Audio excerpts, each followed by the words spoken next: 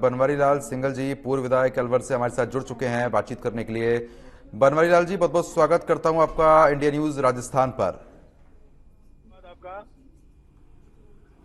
मेरी आवाज पहुंच पा रही है आप तक?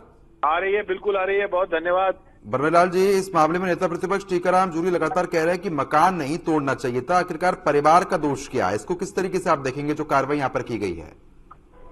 देखिए, इसमें मेरा ये कहना है, ये जो अपराधी है फिरोज जी, ये जिस तरह का हिस्ट्री शीटर हो गया है, जिस तरह का समाज कंटक हो गया है, लोगों से 5-5, 10-10 लाख, 20-20 लाख रुपए एक एक व्यक्ति से धमका कर मांगना जी, और नहीं देने पर उनको जान से मारने की धमकी देना, ये अलवर के लिए एक बड़ी बहुत भयंकर घटना हुई है। इसके अतिरिक्त अगर कोई व्यक्ति इस प्रकार के पैसे कमा रहा है तो क्या उसका परिवार उसके पैसे का उपयोग नहीं कर रहा? पूरा परिवार उस पैसे को खा रहा है। ये मकान जो बना है वो अभी 22-23 साल का लड़का है, उसने कौन सी कमाई की है, इसकी जांच की जानी चाहिए। वो ये कह रहे हैं कि परिवार का आखिरकार उसमें दोष क्या है? परिवार उसके कुकर्मों में शामिल है जी। इस गांव में बहुत सारे बदमाशों का, ये मन्ना का जो गांव है, मैं नहीं कहता कि 100% लोग बदमाश है, लेकिन इस गांव में 150 ऐसे बदमाश हो गए जिनके कारण से मन्ना का गांव पूरे राजस्थान और हरियाणा तक मशहूर है, दूर दूर तक। इस गांव के लोग काम कम करते हैं और ये फिरौतीबाजी के काम धंधे ज्यादा करते हैं, इसलिए मकान तोड़ा जाना, मैं कहता हूँ राजस्थान में ये बुलडोजर की कार्रवाई और यहाँ से अलवर से शुरू होना, ये बहुत बड़ा संदेश है। भरतपुर से आज भरतपुर में भी कार्रवाई हुई है और अलवर में भी कार्रवाई हुई है। ये कार्रवाई अपेक्षित है क्योंकि लोगों में जब तक प्रशासन का, पुलिस को पकड़ के मारा है इन लोगों ने, इस गांव में पकड़ के घसीटा है, पूरी तरह से पुलिस को घेर कर मारा है।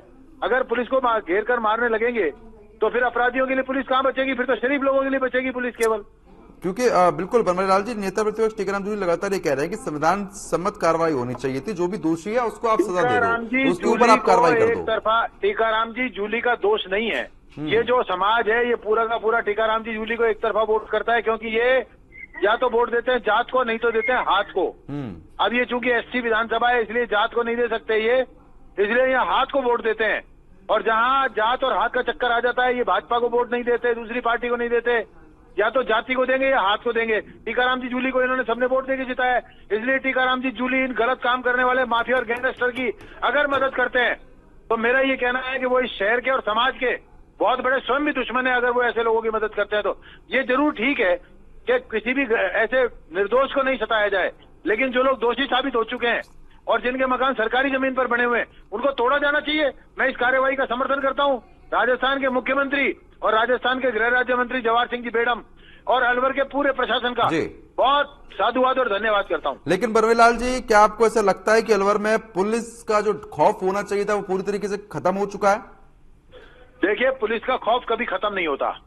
अगर पुलिस अपनी कार्रवाई पे उतर जाए तो मैं कहता हूं ऐसे गुंडों का कानून की धाराओं में, अगर इनके लिए मानव अधिकार है गुंडों के लिए, तो जिन लोगों को ये तंग कर रहे हैं, जिनसे पैसा लूट रहे हैं, क्या उनके लिए मानव अधिकार नहीं है? उन मानव अधिकारों को उपयोग करते हुए ऐसे लोगों को तो बेहतर हुरों के पास पहुंचा देना चाहिए, मेरा ये मानना है। बिल्कुल, और ऐसे में पुलिस को खुलेआम पीट रहा है फिरोज, तमाम चीजें देखने को मिली थी, पुलिस वालों से गुंडागर्दी यहाँ पर की गई।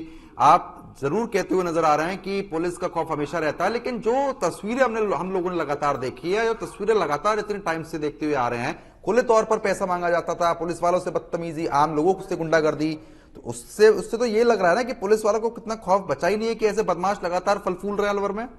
मैं इस बारे में आपको ये कह देना चाहता हूँ, जो पिछला शासन था राजस्थान में, इस पिछले शासन के द्वारा समर्थित ये लोग हैं, इन लोगों ने, शासन के लोगों ने इनकी मदद कर करके पुलिस को कमजोर करने का काम किया, इन गुंडों को मजबूत करने का काम किया।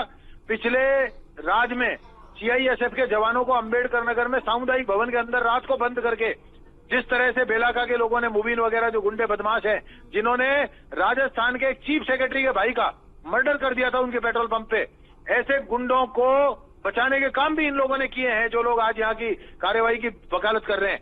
मैं तो इनकी कठोर शब्दों में निंदा करता हूँ।